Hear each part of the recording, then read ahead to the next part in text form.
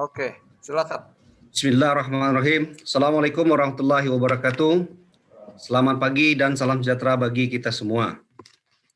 Dewan Juri dan Panitia yang saya hormati, serta para pustakawan Indonesia yang hebat, yang berbahagia.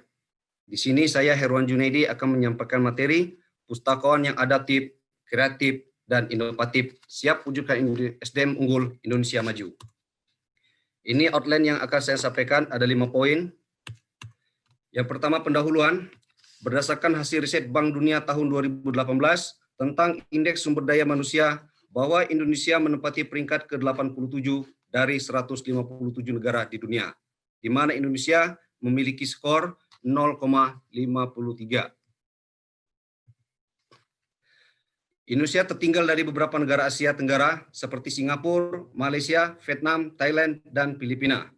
Data Bank Dunia tersebut selaras dengan data BPS 2020, di mana tingkat pengangguran Indonesia sebanyak 35,4%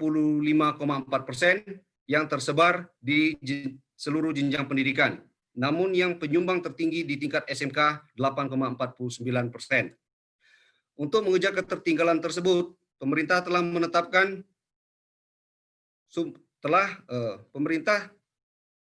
menetapkan untuk fokus membangun sumber daya manusia. Presiden Joko Widodo mengungkapkan pentingnya pembangunan sumber daya berkualitas yang menguasai ilmu pengetahuan dan teknologi, tentunya yang adaptif, kreatif, dan inovatif. Yang kedua, modal bangsa Indonesia. Indonesia memiliki 4 modal. Yang pertama, sumber daya manusia. Saat ini Indonesia menduduki peringkat keempat populasi penduduk terbanyak di dunia setelah Cina, India, Amerika. Indonesia saat ini berjumlah 274 juta jiwa, di mana 35,4% adalah pengangguran atau sekitar 97.000 jiwa. Yang kedua, modal Indonesia adalah sumber daya alam. Selain memiliki sumber daya alam hayati, Indonesia juga memiliki tambang emas, nikel, tembaga, gas alam, dan lain sebagainya.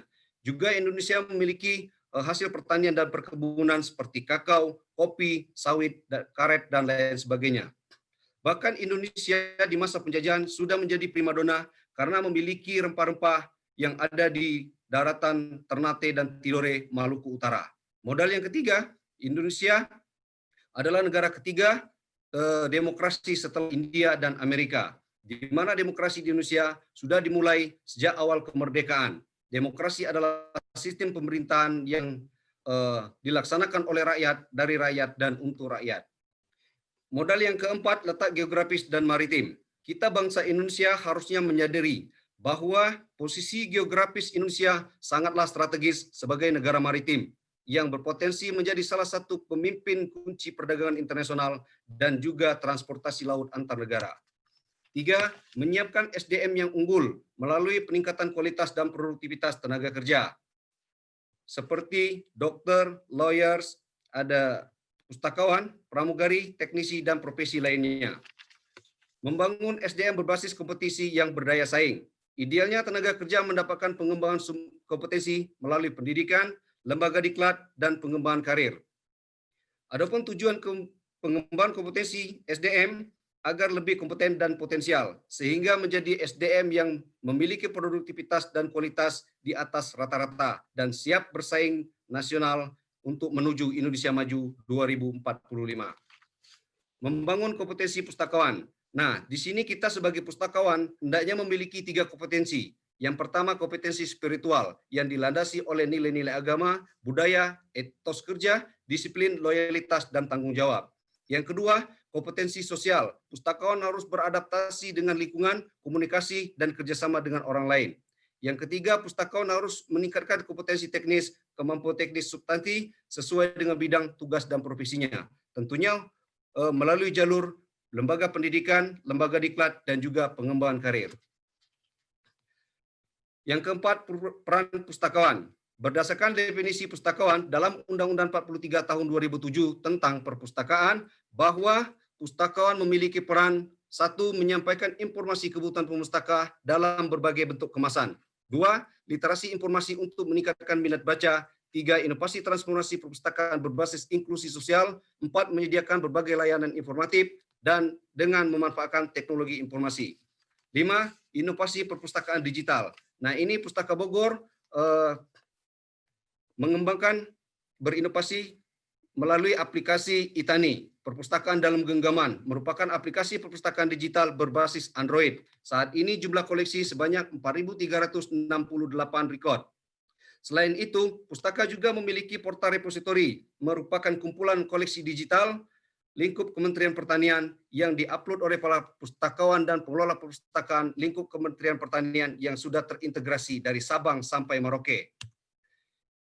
Selanjutnya, inovasi aplikasi Candil. Karena saya ini mewakili Jawa Barat, maka saya juga akan mempromosikan bahwa Dispusibda Jawa Barat sudah memiliki aplikasi Candil, yaitu Maca Dina Digital Library. Koleksi yang dimiliki saat ini adalah 500 judul e-book. Masing-masing ada 3 eksemplar. Inovasi selanjutnya adalah inovasi Library in Action, yaitu transformasi layanan perpustakaan berbasis secara virtual untuk menghadirkan layanan kepada pemustaka. Di mana biasanya pemustaka yang datang langsung ke perpustakaan, namun karena dengan kondisi pandemi seperti ini, akhirnya pustaka berinovasi untuk mendekatkan perpustakaan kepada pemustaka melalui live library tour layanan perpustakaan. Dan juga pustaka memberikan live library preservasi dan konservasi antikvariat terkait dengan teknik laminasi, bleaching, dan juga ahli media. Inovasi Kolecer, ini adalah gebrakan dari Dispusibda Jawa Barat guna mendekatkan perpustakaan pada pemustaka sebagai upaya meningkatkan minat baca dan indeks literasi warga Jawa Barat. Kolecer ini bisa menampung 80 buku yang sudah diresmikan oleh Bapak Gubernur Jawa Barat yang dihadiri oleh Bapak Muhammad Sarip Bando dan juga Najwa Shihab dan Andi Ebnoya.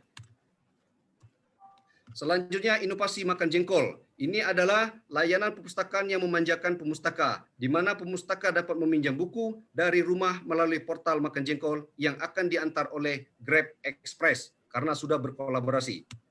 Selanjutnya, inovasi kemas ulang informasi dengan konsep text to context yang semula berbentuk textbook hasil penelitian pertanian, kemudian dikemas ulang agar menjadi menarik dan ramah pengguna, seperti infografis, leaflet, brosur, dan video singkat. Selanjutnya diupload di YouTube, IG, Facebook, dan Twitter. Nah, ini adalah urban farming. Saya selaku inisiator melihat seruan IPLAH bahwa perpustakaan berperan dalam meningkatkan kesejahteraan masyarakat melalui ketersediaan akses layanan informasi sebagai pusat belajar dan berkegiatan masyarakat. Di sini saya merangkul warga sebanyak 400 orang untuk ikut menanam sayur-sayuran di pekarangan. Ini adalah pengukuhan KWT Bali Mandiri Pangan yang saya dampingi selama 6 bulan, mendapatkan bantuan pertanian dari Dinas Pertanian dan Kementerian Pertanian untuk keberlanjutan KWT tersebut.